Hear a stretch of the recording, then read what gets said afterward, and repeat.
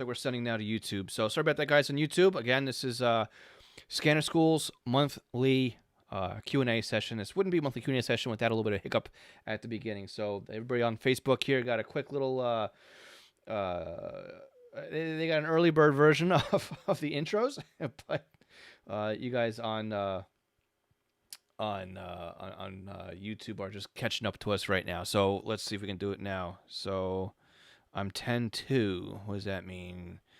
Can you guys see me now on YouTube? Looks like the ad's running on YouTube right now. Okay, very cool. I forgot I put that ad in there. So we are definitely live. So the way this works is you guys can submit your questions. You can use the chat box over on, if you're on YouTube, use the chat box over to the right-hand side of the page. If you guys are on Facebook, at the bottom of the video, you'll see an area to leave your chat box, leave your chat and your questions.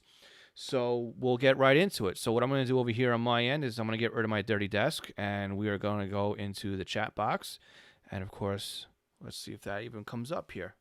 Looks like that doesn't want to come up, so let's see if we can get that to appear here. Click this, click that. Let's see, settings here. Embed stream. And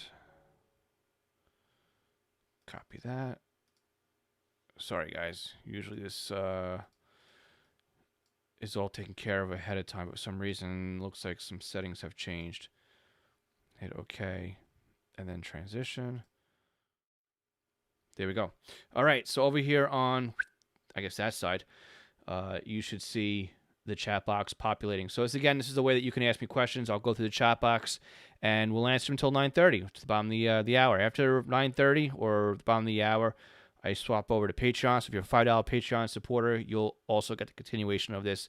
So you can join right now on Patreon if you want to carry that over. So let's go. So 45 unit, good evening, Phil. Bob here in Florida. Hey, Bob, how's it going? Dave Alexander, hi, where do I find Fire Tone Out? So it depends where you're looking. So on my website, I have Fire Tone Out saved in my download section. So if you're from Long Island, I have Nassau and Suffolk County saved on there.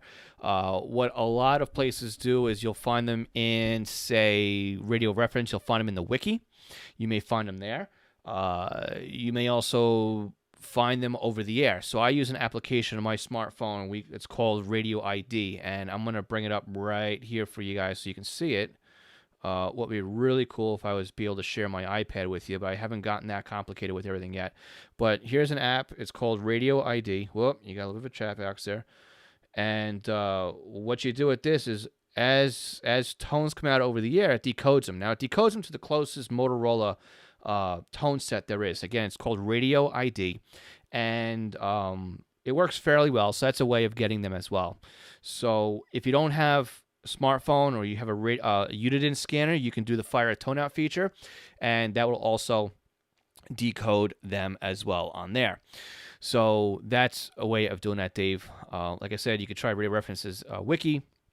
You can try local websites like my own, and you can also look at just decoding them right over the air or over audio files, again, by using an app like Radio ID. You can use Audacity to do it. You can also, again, just use the Fire Tone Out feature in your scanner to do that as well. All right, so Brad's saying, Brad, KF6 PSL in Salt Lake City. How you doing? Thanks for checking in. Chris, we can see you. Excellent.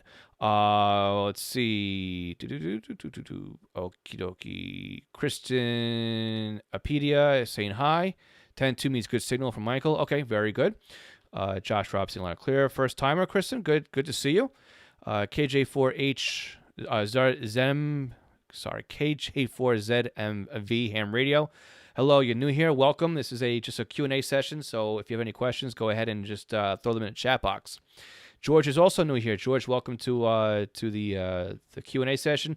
We do this every month on YouTube and Facebook. If you want to meet us every other Tuesday besides the first one, we're also on Zello. So you can go to scannerschool.com/Zello, where we kind of do the same thing, but we do it over a PT2 network. And also on my podcast, The first Tuesday of the month's podcast is always a Q&A session, too, where you can ask me your questions by going to scannerschool.com/ask. All right, Rob is asking, do we know why you did not submit any updates this week? Could be just an issue on their back end. Sometimes weeks do get skipped and they have issues and errors. So I would wait till next week and see if it's still a problem over there. Chris is asking, can you please explain the SDS 100 filters and how to use them? Oof. All right, here's a good question. And of course, I make myself comfortable for this one. So the SDS 100 filters, there's no a Bible on how these work. And you have, I believe it's 4 settings. Now, I'm going to go off the top of my mind here. There's is it wide, narrow? Was it normal, invert, and then global and something else. So what ends up happening here, and again, I'm doing off the top of my head. I haven't looked at filter settings in a while, but one of them is really a wide filter. One is a narrow filter. When you do global filter, it's set for the entire scanner itself, not per frequency. And then I believe there's one setting that goes through all the filter settings per channel, and that slows the scan speed tremendously. So what ends up happening is the short solution here is basically you have to set the filters the best way they work for you. There's no hard value set on what works in the scanners, especially when it comes to the SDS 100 and 200. So it really matters as to where you are or how close you are to a signal and what you have to reject and all that other kind of stuff. So I would say pick a setting, see if it works for you. If you're not picking up a frequency what you should be picking up or it's not coming as clear, try toggling the filter, and that's really the best you can do with them. I know it's a really, really not the best type of answer you're looking for, but that really is the answer that Upman, when he was still with us, that was the answers that he was given. But he also did describe that one was a wide band, one was a narrow band filter, I believe was how he, or maybe it was a high pass and a low pass, I think is what he said it was. But I'll circle back because I know this question keeps coming up every week or every month we do that. So we'll get back to you on that one. All right, Curtis, good evening to you. KJ4ZMH, hello, how you doing? A new one here as well. NXDN Kentucky, getting a hiss noise on my speaker on the G4 when audio passes. Any idea why? Nope, that kind of just happens. There's kind of a speaker, an audio that comes in there. It's a slight hiss, so it's not super clean, but there's a hiss behind it. I've noticed it on all the G Series Unication pages. It doesn't really bother me, but it may bother some people. But to me, it's just there, and I kind of ignore it after listening to it for a while. So it's not even a part of it. Let's see, Kristen Apedia. I'm a scanner for 25 years, half my life, and I have a Pro 651. I live in Suffolk County, east of Port Jeff. Was there another part of that question, or were you asking anything? Or was that a question how about Radio Shack scanner have to do with fire toenails? There's no fire toenails in a Radio Shack scanner, so you wouldn't be able to do that on that one. Kristen, I know for your area, Suffolk County is going over to a new system real soon. They're going to a P25 system. So that 651 may work for you, but there's also simulcast, so 651 may not work for you. I would suggest loading in the 800 layer now to the new Suffolk system and give it a listen and see if you're picking up everything. Chances are you may be missing some conversations on that scanner with that system. Let's see, Ray, how you doing? Good to see you on here. Grant, thanks for following me over here onto the YouTube and Facebook channel. Great to see you on as well. Snow Guy from Lunenburg, Massachusetts. George says thank you. Bill Roberts, hi from Indiana. Kristen, any idea when Suffolk PD will go digital? They're actually digital right now. They're simulcasting on both the Type 2 system and also the P25 Phase 2 system. So you got them in both places right now, which is why it's a really great time to start playing around with the Pro 651 on the P25 Phase 2 system, and to see if you can at least pick them up on that at all. All right, so that'll be good to help test that out before they actually completely go over to that. Jerry's asking, hi Phil, how you doing tonight? Jerry, I'm doing well, staying as busy as usual, and but I'm here for you guys tonight, answering your questions. So, how are you doing? Let's see, Snow Guy, how do you play back the scanners, recorder files, and get the metadata displayed? All right, so that's a tricky one. So if you want to play it back, you can obviously do it within the scanner and get the information in there. But if you want to play it back and actually get the actual true metadata, there is a third-party piece of software which slips my mind right now because I've never really looked into it, and maybe somebody on here would remember it. But there is a piece of software that will do that. I think it was actually made for the Whistler software, but it works on the Unidens.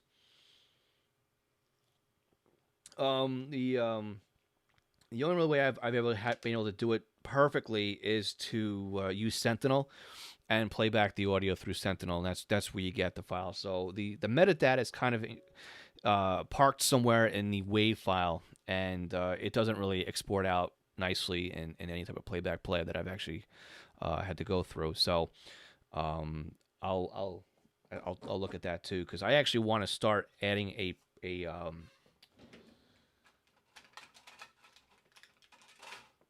you think I'd be a little more organized, right? I want to start adding in another like tools or tips at the end of the podcast where I have one piece of software per week to check out. So I'm gonna do a meta tag software for HP scanners.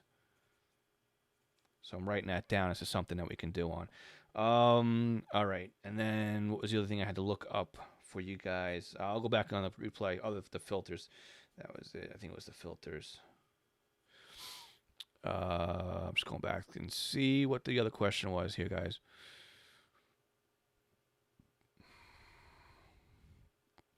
Not finding it real quick, but yeah. So that was really how you do it. And I don't have anything hooked up right now to the Windows computer to go through that with you guys. All right. So what else do we have here? We've got All right, at NXDN Kentucky, getting a hiss noise on my G4 speaker when audio passes. Any idea what that is? Yes, we answered that one before. And he says, okay, thank you. So, yeah, it's just, like I said, it's just kind of there. I don't even hear it when I listen to it anymore. It's just one of those things that kind of goes away. Les, good evening to you. And I did send you an email earlier today. I want to say congratulations. And thank you for asking your question for the podcast on SpeakPipe. I played it back today. I did answer it. And then you were the only one to leave me a voicemail message.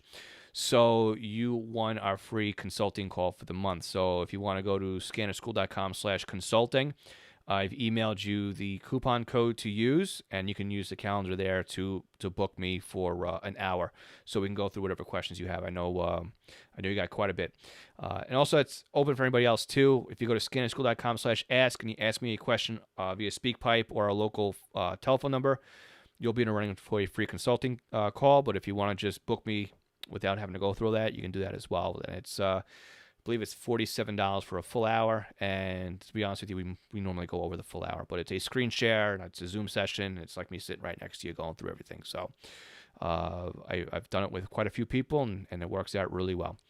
Let's see. Fire Dude 103 says, hello, Walter here from Virginia. I got a Uniden 996P2 about a month ago. I want to get the 436 soon, and maybe even a Unication pager. All right, Fire Dude, when you're ready for the Unication pager, give me a shout. I own eastcoastpagers.com, and I'll be sure to pass along a good deal to you on the pagers. So right now, there's a 5-year warranty. They extended out the promo code, so until the end of this month, there's a 5-year warranty on all G series pagers. And if you're looking for the G1, which I don't believe you are, but they're pretty low in price as well. So yeah. Give me a shout when you're ready for that one. You can reach me at phil@scannerschool.com or phil@eastcoastpagers.com. All right. Gary is saying it's closed now, but I like to listen to our local casino 10 miles away, DMR.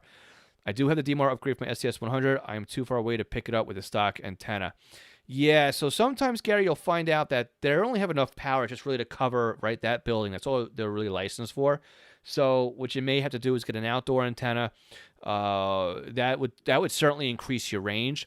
Also, what you may have to end up doing too is also be able to maybe get a Yagi antenna. And I've got quite a few questions in for Yagi antenna, so it might end up being a podcast episode in the very near future, to be honest with you.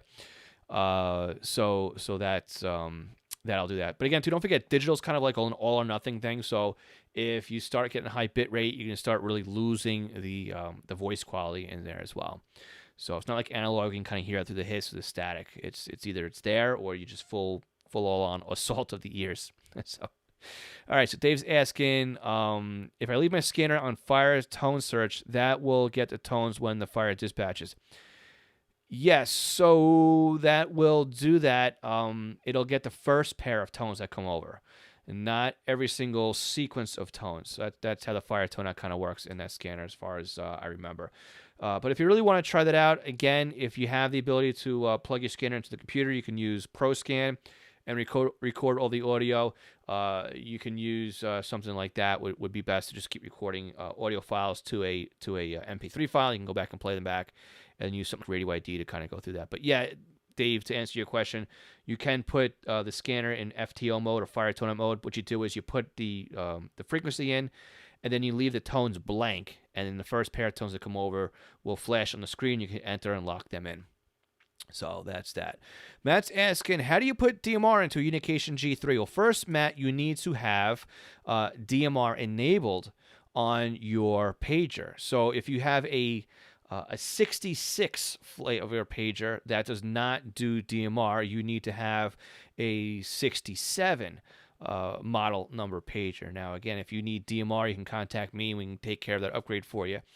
You would have to send that pager back to Unication. There is a $25 fee to get it added, but it only does P25 Tier 1 and Tier 2, which means it's conventional only. It's not Connect Plus, Capacity Plus, or any of those other trunking flavors of DMR. It's strictly just conventional, either through repeater or through simplex. All right, so that's how you have to do it. Now, if you do have the DMR enabled on your pager, what you would have to do is first you set a protocol, and you want the protocol to be DMR, and you have to do time slot 1 and then time slot 2, or time slot 0, time slot 1. Yeah, it's 1 and 2 on that pager. And then you have to add in the talk group, and then when you program into a zone and a key in your pager. So you program in zone 1, slot 1 talk group, slot 2 talk group, and you'd have to map it out to a zone and a key. So that's how you would do that. So that's a short answer on that one. All right, Bob, welcome, neighbor. I actually saw you a few times drive past the house down on Bay, so went right past the block. So very good to see you on here, Bob. Josh, any chance to use or test a new Whistler indoor antennas? No, I haven't. I'd love to reach out to Whistler and see if they'd send me some, but I don't think that's going to happen. From what I hear, Whistler Wendy's been kind of MIA for about a month now, and hoping they're doing well over at Whistler. All right. Let's see. We're getting close to the bottom of the questions here, so I got 10 minutes left, guys, so make sure you ask some more questions for me. Dave's asking, sorry, not sure if my question got in. I'm sorry to be a pain, but yes. So, Dave, we got your question answered on that one. Unix Op. Hello, back in March, you went over some details about scanning the RCMP. Is that information located on a previous video that you can point me to? Yes. So if you go into the library for these videos, so we go to youtube.com/c/scanner school, and you can go into the videos. So let's see, I'll just put this link in here, copy this out, and hopefully this gives you all the videos. I was putting all the live videos into a playlist, but I don't know if that's there right now. But March should be there. If you're thinking it's March, let me link you directly to the March. Let's see, add to queue, save to play, watch later. No, I can't do that from here right now. I'm recording this, but that link there, Unix Op, will get you to get you there. And of course, it didn't go over to Facebook, so for everybody on Facebook, you just go to scannerschool.com/YouTube, and then just look for the videos, and all my live videos are up in there. Gary's saying, about a year ago, you had an SDR workshop. Any plans to repeat or offer recordings for sale? Yes, and yes, Gary. So this has been one of those things that's been on the top of my list for such a long time. Last May, it has been a year ago now, I did do my SDR live workshop. every month I say, I'm going to do it this month. I'm going to get it published. I've been paying for a teaching platform to actually publish this for the last year. So I'm committed to doing it, but I haven't sat down to do it yet. So my hopeful goal right now is to get it done and recorded by the end of this month, publish the whole deal, and get something launched for June. And when I do relaunch it, to do another live session, and have it set up so it's the same way as it was last time, with a whole live thing, and then also with a recorded workshop you guys can go back on at any time. And I'd probably do it at different tiers. I'm playing around with how I want to structure it. If I want to give you guys a different option points to kind of get in on this, but the SDR workshop is definitely in my queue of things that I have to get done. So yeah, it's there. In fact, I even have over here, still within arm's reach. This is my list of things for my SDR training workshop. So I still have everything right there. So I got a buddy of mine watching right now. I'm in a weekly mastermind group, and they know at the top of my list every single week is SDR training workshop, and they just called me out on it. So I'm watching the other chats over here too pop in. So yeah, Dustin, you got me. You called me out on it. So yeah, we're getting there. All right, guys, that's the bottom of my queue right now. I still got 7 minutes with you guys, so if you have any questions you want to bring up, anything you want to see, let me know. And I'm just looking at the Facebook here to make sure that nothing else has come in. I'm looking at YouTube, and I don't see anything else right here right now. So hopefully I'm not missing anybody's question into that. So let's go through what we're going through on the podcast, where we're going with things right now. Carmen just entered into. Good evening, all from FN20. What area is FN20? I think I'm FN30 or something like that. So you still gotta be kind of local. Grid Squares is something I haven't looked at in a very, very long time. The podcast episodes that just came out, if you guys are anything like me and you're big into podcasting, I haven't listened to a podcast though in quite a while. I've been working from home since mid-March, so it's been tough. Let's see. We talked about. We'll go back to 120 where we did our last Ask Scanner School. That was the top of last month's podcast. I introduced you guys to the ZelloNet again, which again is our weekly push to talk net. We use that over Zello. If you want to join us every Tuesday, with the exception of the first Tuesday of the month, we're at scannerschool.com/Zello. So I'll put that in here into the chat box.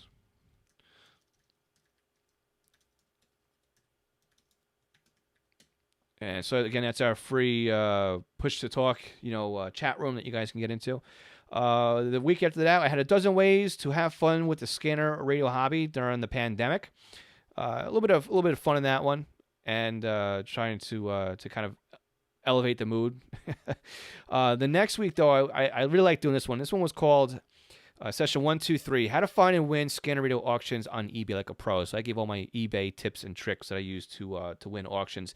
And the kicker with that one is, while I was recording that one, I was actually watching an eBay auction, and I didn't know yet if I was going to win it. And the best part about it is the next morning I won the auction I was watching and was talking about on the podcast. So my methods do work, and they work very well for me. Let's see. Ask Scanner School 20 dropped today. And again, we had a couple of good questions on that one. Next week, we're going to go through some outdoor tasks that you can do around the house when it comes to scanning. So what to look for, what to fix, how to fix it, type of thing. Basically, I kind of went around my property here and kind of went through all the stuff that I'm seeing in front of me and what I would be looking at, and what I need to do to correct my own area. So yeah, I got a lot going on here that needs to be fixed, and sharing the ideas with you guys. So that's what's coming up next week. And I think the following week we'll probably do something on Yagi antennas, because Yagi antennas are getting to be quite a bit of a question here. So I've seen it come up tonight, and I actually had some emails trading back and forth with somebody regarding Yagi antennas. So maybe we'll talk about that after that. So that's where we are right now. I got about 3 minutes left here. Let's see. Josh is asking, the decent unit set that you use for short wave listening. So I'm hoping to get somebody on the podcast that's a really big shortwave radio listener. I am admittedly not huge into SWL. I kind of enjoy it when the weather is nice outside. I'll take out a handheld radio and just tune around, and it's fun to do that. But there are some guys out there that are real hardcore shortwave radio listeners. So if you are really big into shortwave listening, and would like to share how to get started in it, what type of antennas you'd recommend, what type of equipment you recommend, I am looking for somebody to come on the podcast and talk about that. So you can go to scannerschool.com/guest, and that'll get you on there as well. Let's see. Do you have any plans for a good homebrew antenna for VHF low band? I don't have any plans available for that, but you can try and find stuff out there. I mean, low band, you're talking like 46 megahertz and all that stuff. I mean, that you're gonna get there pretty big. I mean, it's gonna be pretty tall if you just, like, I'm thinking like J-pole antennas or dipoles or something like that. You gotta do that. All right. We also have, I'm trying to answer these questions really quick before we get out of here, guys. Michael says used eBay to score some Bearcat 3s about 20 years ago. Yeah, I got a pile of 3s, 4s, 101s. I don't know where they came from, but they must have been an eBay score from sometime somewhere as well. Snow Guys, can the scanner display UID, aka name, program into Sentinel? Yes, it can. If you go onto the I don't know what they call off the top of my head here, and time has got me not remembering what it is. But you have a simplified display, and then you've got like the extended display, and you can actually bring in as a field the UID and then the alias for that UID. So I use that all the time, like in the Medcom talk groups.